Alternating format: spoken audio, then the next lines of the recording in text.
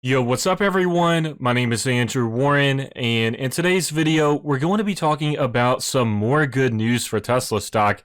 And once again, this is actually going to be involving expansion of the company. So unlike a few recent videos, this is a little bit less focused on like analyst price targets and things like that revolving around the stock itself. But as we know, when we see these news pieces revolving around expansion of the company, them scaling their business, opening up new job listings, and providing more services and vertical integration, such as like the Tesla insurance service or the Tesla wrap service in China. Although it is not news directly about the stock, it is highly related when you start thinking about how these changes can affect the stock price in the future, because as we know, it's like these small little things that when they're stacked together and over time, as they keep happening and as things keep on being scaled, it will cause the stock price to increase, because these are the building blocks of the company when you start thinking from the atoms up. That's something that Elon Musk has always talked about when it comes to Tesla, which is thinking about things from the atoms up, and especially in terms of physics. So you can kind of use that mindset with this situation as well, where although it's not directly about the stock itself, if it's contributing to the growth of the company and it's something that will likely lead to more sales of Tesla products and Tesla vehicles, then it will likely play a role in a stock price increase in the future. So as always, if y'all do enjoy these Tesla videos, please make sure to smash that like button. It really does help me out. But like I said, this is all about the growth of the company. So more specifically, this is about Supercharger expansion. And so just to provide some personal perspective, I live in Kentucky, so I'm more like on the east side of the United States. And I have noticed, if you look at the supercharger map for Tesla, obviously there are plenty of superchargers all over the map right now, but some places that might need a little bit more of them certainly are the eastern states. And obviously it's going to take some time to get superchargers built across this whole country and across the world as well. And the goal of Tesla long term will likely be to have as many superchargers in each state compared to like how many they have in California. And so if we look at the supercharger map right here, actually now that I've checked out the map, there are actually a decent amount of superchargers. There are a lot of superchargers on this eastern side here. And so really one of the big places where we're not seeing a lot of them is in this area right here, like Idaho, Nevada, Utah, Wyoming, Montana. You know, some of the states that are kind of a little bit rural, and there's big spaces between the ownership of land and things like that. So just given this map alone right here, there is a huge amount of superchargers, especially near New York and especially near Philadelphia, as you can see right here. But as you can see for Kentucky, in my location here, as you can see,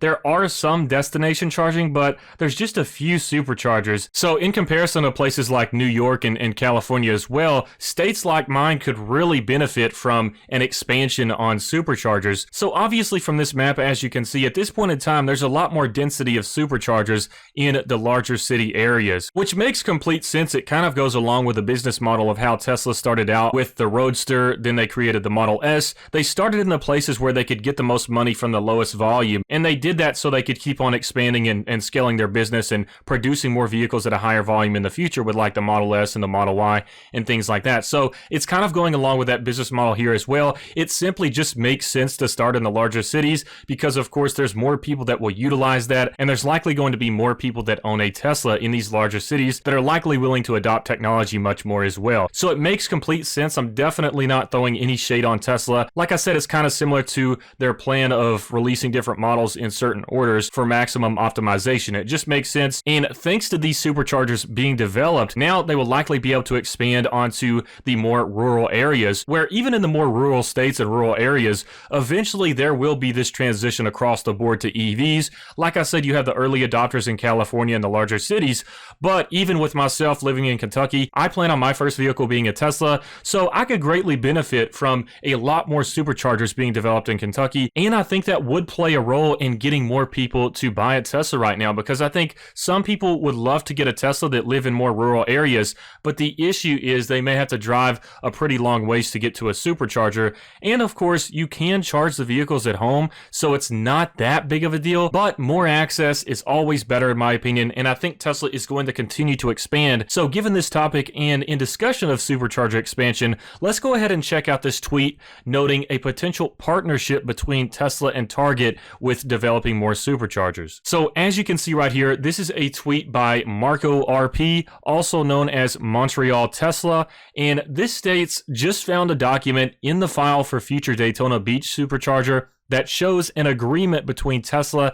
and Target to install superchargers in every US city mentioned in the photos. And so if you would like to read this letter from Target to the Tesla representatives, feel free to just pause the video and read this. But as you can see, a few authorized locations where we could see superchargers being developed includes Target sites such as Austin South Park, Waco, Lacey, Tanasbourne, Salem, Medford, Camarillo, Escondido, San Diego, Redlands, Hawthorne, Simi Valley, Hesperia, San Clemente, Bronx, Woburn, Stoughton, Brooklyn, Bayshore, Highland Park, Grand Forks, Modesto, Morgan Hill, Woodland, Sand City, Emeryville, San Jose South, Lathrop, Fremont South, Cupertino, Gilroy, Brentwood, Charlotte, Newman, Nashville, Douglasville, Daytona, East Point, and then also here you have these last few locations, which is Columbus, North Miami Beach, Montgomery, and Orlando. So unfortunately, I didn't see any notable cities in Kentucky, but I did notice Nashville, Tennessee, and also Columbus, Ohio. So those are out of Kentucky, but it's still kind of close to Kentucky.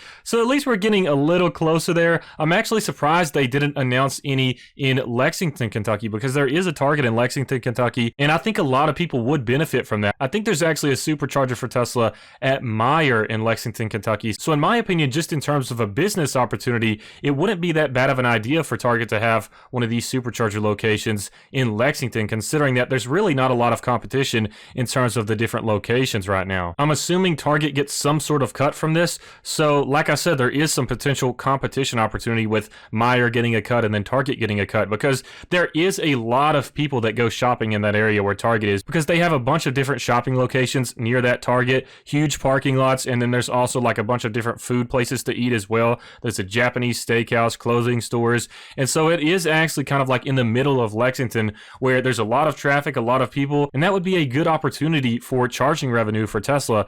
So honestly, I would love to see Target expand to some more locations, especially in Lexington. And like I said, there's already some locations in Lexington, but still the more the merrier with superchargers. I just think you can't go wrong with having more of them. And eventually I think this expansion to other locations is inevitable. It's just going to take some time. Like I said, Tesla is expanding in so many different areas right now that they're spread far and thin, but still they're doing a fantastic job of what they've been accomplishing so far. And in terms of just scaling and expansion, they're doing great. So it's just going to take some time and patience for these different locations to start popping up for superchargers. And hopefully we start to see more of them in areas like Kentucky and other locations that don't have as many of them as the bigger cities. Now, I know that this news is all about superchargers, and it may not seem like such a big deal in terms of Tesla stock, but like I said, when you start thinking about it on the micro scale and what this leads to in the future, just think about it. Okay, we start having more superchargers. People start to realize if they bought a Tesla, it actually wouldn't be too difficult to find a place to charge up. So as people start to get around to the idea of potentially buying a Tesla, and as they start to see supercharger locations become more common, it almost becomes a part of that culture, similar to like when you look around and you see a bunch of people at college with MacBooks and iPhones and the popular products that consumers love. It kind of makes you question as well, if you don't already own an iPhone or a MacBook, it makes you think, okay, what's the fuss about all of this? Why do people love this so much? And so regardless of just the expansion aspect, just the fact that people start to become more familiar with Tesla and Tesla services as they see more supercharger stations and more people driving Teslas because they now have more access to these charging locations, then it does kind of have like that culture effect that Apple products have. And I do think that Tesla products and Apple products are very comparable in terms of how they just revolutionized an industry and change society forever. And I think that situation is going to happen with Tesla as well,